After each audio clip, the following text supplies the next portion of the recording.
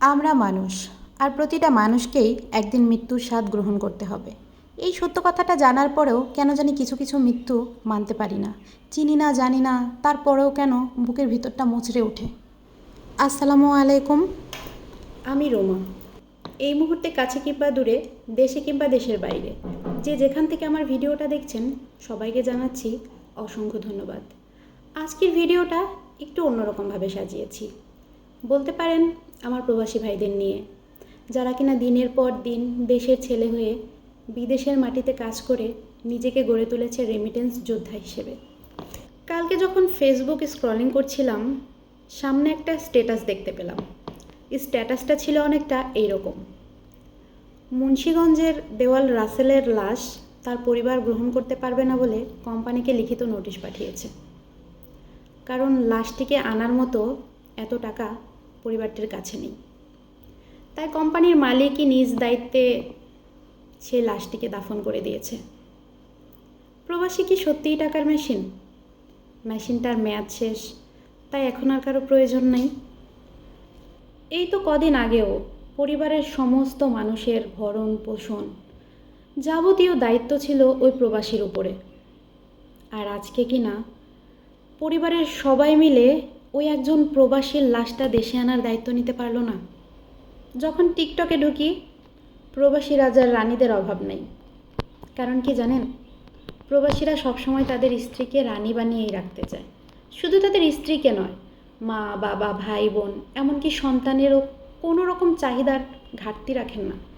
যতক্ষণ তার সামর্থ্যে কুলায় সে সবাইকে সব কিছু দিতে চায়।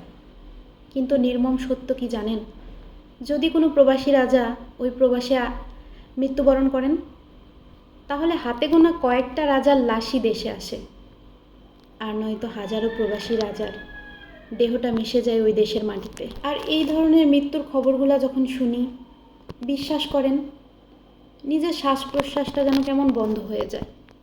আমি সবসময় আল্লাহর কাছে একটাই দোয়া করব, আমার সমস্ত প্রবাসী ভাইগুলোকে আল্লাহ যেন ভালো রাখে, সুস্থ রাখে। প্রতিটা প্রবাসী ভাইকে যেন নেক হায়াত দান করে। যদি আমার কোনো শত্রুও প্রবাসে থাকে, আল্লাহ তাকেও যেন তার পরিবারের কাছে এনে দেয়। শুধু এই একটা দোয়াই করব। প্রবাসী ভাইদের উদ্দেশ্য করে বলছি, আপনি যাদের জন্য আপনার জীবনটাকে বিলিয়ে দিচ্ছেন, একটু খোঁজ নিয়ে দেখবেন তারা আপনার কষ্ট বুঝে কিনা, আপনার কথা ভাবে কিনা। যতটুকু প্রয়োজন ততটুকুই দিবেন। আপনার এত কষ্টের টাকা আপনার জন্য কিছুটা হলেও সঞ্চয় করুন। আর আমার ব্যক্তিগত মতামত কি জানেন, একটা মানুষ জীবনে কতদিনই বা বাঁচে বলেন? আপনি যদি মনে করেন যে পরিমাণ টাকা ইনকাম করছেন, দেশে এসে মা, বাবা, স্ত্রী, সন্তানকে নিয়ে কিছু একটা করে খেতে পারবেন, তাহলে দেশে ফিরে আসেন। এটাই বুদ্ধিমানের কাজ।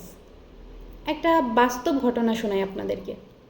আমাদের ওইখানে একজন লোক ছিল, উনি সিঙ্গাপুর প্রবাসী ছিল। ওনার ইচ্ছা ছিল 7 তলা বিল্ডিং কমপ্লিট করার পর তারপর উনি দেশে আসবেন। আলহামদুলিল্লাহ, আল্লাহর রহমতে 1 তলা, 2 তলা, 3 তলা, 4 তলা, 5 তলা, 6 তলাও কমপ্লিট করে ফেলছে। 7 তলার কাজও প্রায় শেষের দিকে। 1 মাস নাকি 2 মাস পরে ওনার দেশে আসার কথা। কিন্তু কষ্টের খবর কি জানেন, যখন ওই 7 তলা কমপ্লিট হয়েছে, উনি ওই দেশে মারা গেছেন। লাশ।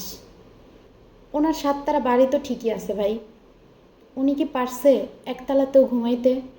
পারে নাই তো। অতিরিক্ত কোনো কিছুই ভালো না। আজকে আমি প্রবাসীদের নিয়ে অনেক কিছু বলে ফেললাম।